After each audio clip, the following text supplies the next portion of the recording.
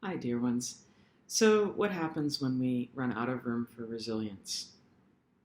I don't know about you, but there are times when I just have had so much to do, so much to be, and I reach a point where I just don't have any more to offer. I feel too pressed. I can't even do the imaginative exercises I practice on a daily basis. Something as simple as pausing to think, what do I have in the food to eat, and how do I make that available to myself? So Elijah was running, and this is the story found in 1 Kings, the end of chapter 16, the beginning of chapter 17, as it's divided in Christian Bibles. And he's pressed. He's really, really pressed. He's been a prophet for God. He's done everything that he can do, and he ends up being persecuted. Without being persecuted, we, of course, can have our own experiences of being pressed.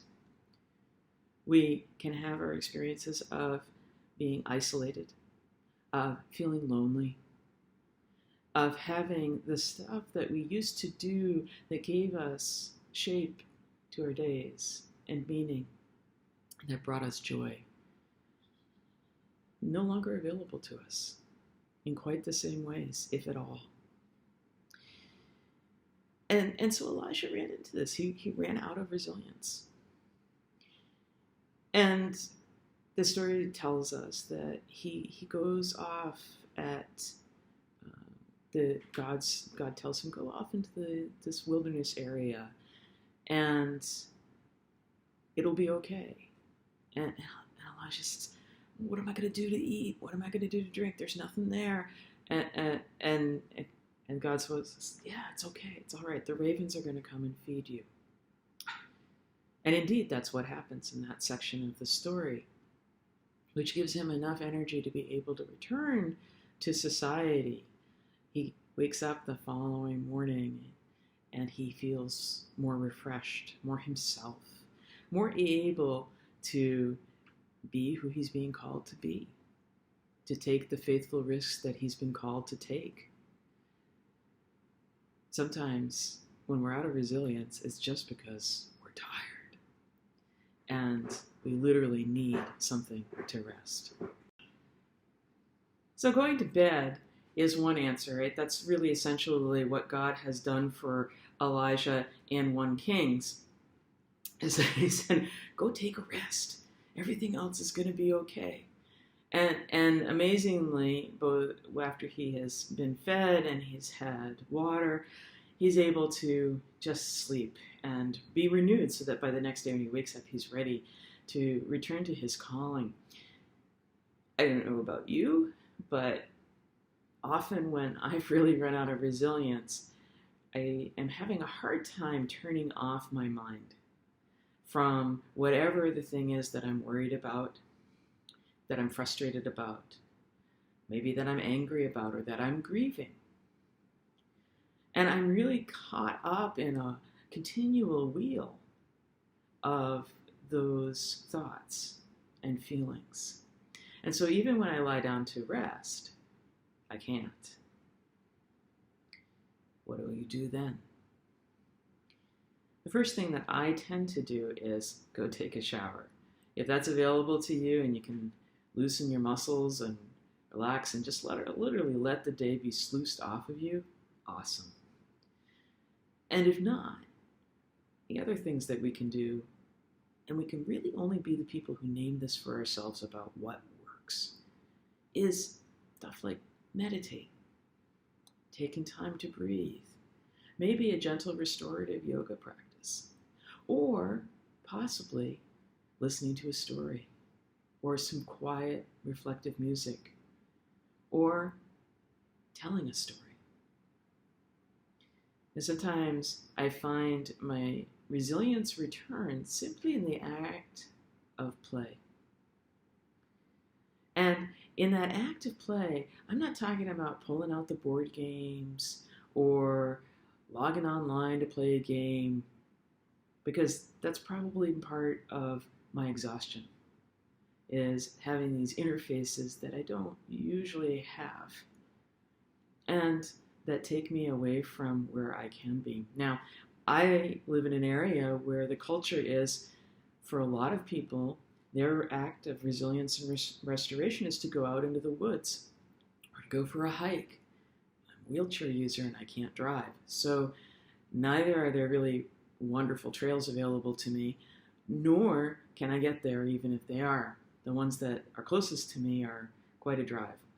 So those aren't options, even though that also used to feed and nourish me.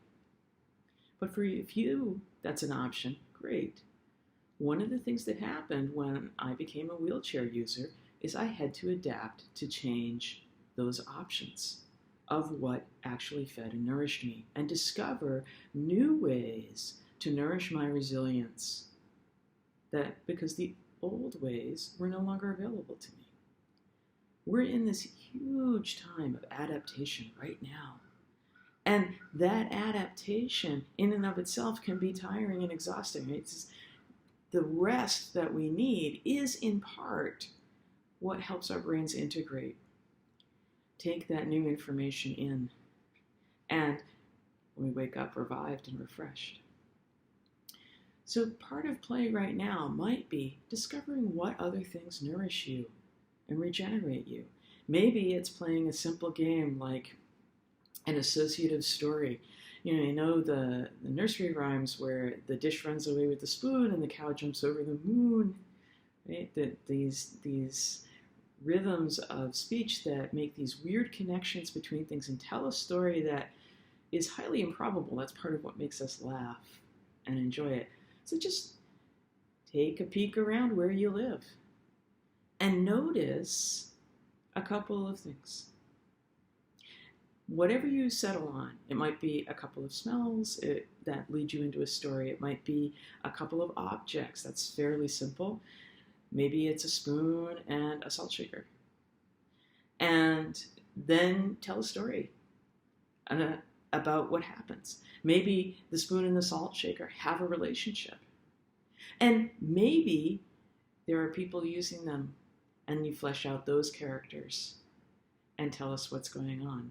Or maybe the animals that you live with that aren't human beings, they might start to have a relationship with that. Now, there's lots of ways to tell stories, and one of the most fun ones is to take a story from an animal that we live with.